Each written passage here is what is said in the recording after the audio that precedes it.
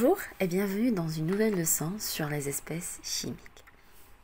Commençons par définir d'abord une substance. Dans la vie quotidienne, on utilise plusieurs substances, que ce soit liquide comme le lait, gazeuse comme l'air qu'on respire, solide ou comme une orange, il contient des liquides, des solides et des gaz également.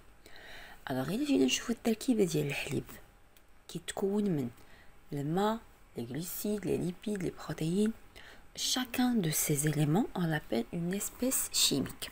De même pour l'air, c'est l'oxygène, l'azote, الماء وغازات أخرى. Donc, كل عنصر من هاد العناصر كيتسمى نوع كيميائي ou espèce chimique. Donc, la définition d'une substance ou d'un matériau ou un échantillon de matière, c'est un ensemble de plusieurs espèces chimiques. Alors, l'espèce chimique, c'est un ensemble d'entités chimiques qui تكون من نفس العناصر. هذوك العناصر ستكون بحال بحال يعني identique et pure. Prenons le cas de l'eau distillée.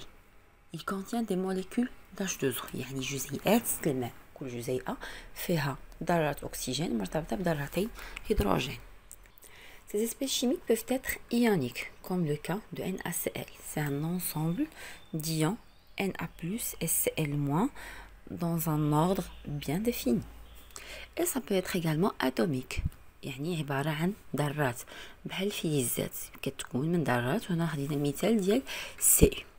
إلا جيت نسولكم على السي غتقولي عنده خصائص فيزيائية وكيميائية، موصل حراري جيد، موصل كهربائي جيد. Il a une coloration rouge-orange, il est solide, il n'est pas transparent. Donc, هاد العناصر كاملهم كيتسموا des propriétés physiques ou chimiques. D'accord? Donc, chaque élément a des propriétés physiques et chimiques. يعني عنده مميزات فيزيائية وكيميائية اللي كتمكننا أننا نميزوه على باقي العناصر الأخرى. هاد les propriétés physiques et chimiques نقدروا نحددوهم بالحواس. أو لا في بعض الأحيان كيولي ممنوع استعمال الحواس، لازم أننا نخدمو des tests caractéristiques. Ces tests, chacun caractérise une espèce chimique bien définie. Alors, comment on peut déterminer qu'il y a de l'eau dans une matière? C'est grâce à une autre espèce chimique qui s'appelle le sulfate de cuivre anhydre. Il a une coloration blanche. On appelle anhydre يعني غير مميز ما فيهش الماء. هنا عندنا بشار فيه الماء كناخدو قطرات من الماء وكنضيفوها على sulfate de cuivre غير مميز.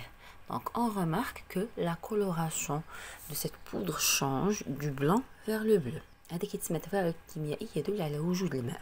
دونك نقدروا مثلا نضيفوا الزيت او نضيفوا قطرات من اي échantillon بغينا. الا ما تغيرش اللون الازرق هذاك يعني على ان l'échantillon ne contient pas de l'eau. Mais si la coloration change, c'est une indication que l'échantillon contient de l'eau. Le sulfate de cuivre est très réactif avec l'eau.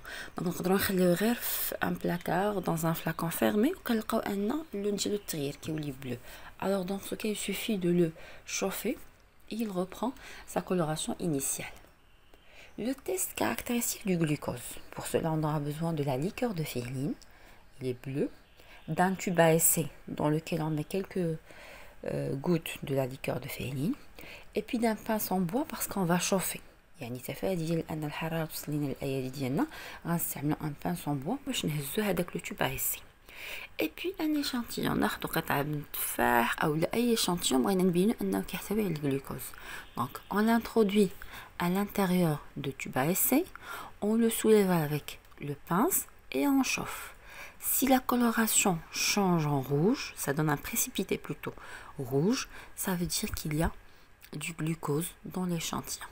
Donc retenez bien, la liqueur de féline est une solution de couleur bleue à chaud. On a besoin de la chaleur ضروري. Donc إلا كانت كتحتوي على الجلوكوز, la liqueur de féline donne un précipité rouge. Pour caractériser l'amidon, on utilise l'eau iodée de couleur brun clair et on aura aussi besoin de quelques échantillons. تفاح, بطاطا والليمون اللي استعملنا في هذه الحالات. نقدروا نستعملوا أي échantillon بغينا. فاش كنضيفوا قطرات من لو يودي الماء اليودي على التفاح كيتلون لينا باللون الازرق غامق. دونك هذا دليل على ان التفاح كيحتوي على النشا l'amidon. On fait la même opération avec la pomme de terre et l'orange. Donc بطاطس كتحول اولا كتلون بلون ازرق غامق alors que الليمون ما كيوقع عليه والو، دليل على انه لا يحتوي على النشا. Donc l'eau iodée devient bleu foncé en présence uniquement de l'amidon. Puis le test de l'acidité. On sait que pour un pH inférieur à 7, le milieu est acide. Si le pH est supérieur à 7, le milieu est basique. Et pour un pH égal à 7, donc c'est neutre. Pour démontrer ceci, il y a 3 méthodes. La première, c'est le papier pH. Le papier pH كنوضعوها على l'échantillon اللي بغينا نبينو l'acidité ديالو. Pour le citron, ça tend vers l'orange. Pour le savon, ça tend vers le bleu. Donc le citron est acide, le savon est basique. نقدروا أيضا نستعملوا le pH mètre. Donc c'est une sonde de pH mètre اللي كنديروها في la solution et on lit directement la valeur après stabilisation sur l'écran du pH mètre. L'avantage du pH mètre, c'est qu'il donne des valeurs décimales très exactes à la virgule. Et puis il y a les indicateurs colorés comme le lientine, bleu de bromothymol, etc. Donc كل محلول من هاد المحاليل أو من هاد les indicateurs colorés عنده واحد la zone de virage. Par exemple, les liantines, ملي كندوزو ل pH supérieur à 4 qui تحول من اللون البرتقالي للون الأصفر. Si on pose le bleu de bromothymol dans un milieu de pH inférieur à 7, il se colorie en jaune. Donc, pour un pH égal à 7, il devient jaune. Si le pH dépasse 7, il devient bleu. Donc, on l'appelle indicateur coloré car il change de couleur selon le pH du milieu. Et finalement, le test caractéristique du CO2. L'eau de chaud, mais gire, c'est une solution transparente, mais en contact avec le CO2, il devient blanche. On dit qu'il trouble. Et puis, il faut faire la différence entre une substance naturelle qui existe déjà dans la nature et un مادة طبيعية اللي كاينة déjà في الطبيعة بدون تدخل الإنسان، والمادة الصناعية اللي كتطلب تدخل الإنسان لصناعتها ولكن كتكون شبيهة أو عندها les mêmes caractéristiques physiques et chimiques de l'espèce naturelle. Prenons l'exemple de tous les arômes que vous connaissez, que ce soit la vanilline, l'acide citrique et tous les arômes que vous connaissez. Donc, on fabrique à l'aide de réactions chimiques une molécule qui a le même goût, la même odeur, les mêmes caractéristiques physiques et chimiques de l'espèce naturelle.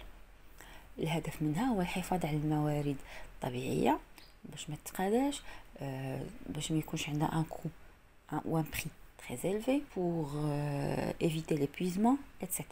Et la troisième famille, c'est la famille des substances artificielles. ما عندهاش مثيل في الطبيعة ولكن الإنسان صنعها بتفاعلات كيميائية بحال البلاستيك, le téflon, l'aspartame, etc. J'espère que ça a été utile. Merci d'avoir suivi la vidéo. N'oubliez pas de vous abonner sur les autres réseaux sociaux et à bientôt.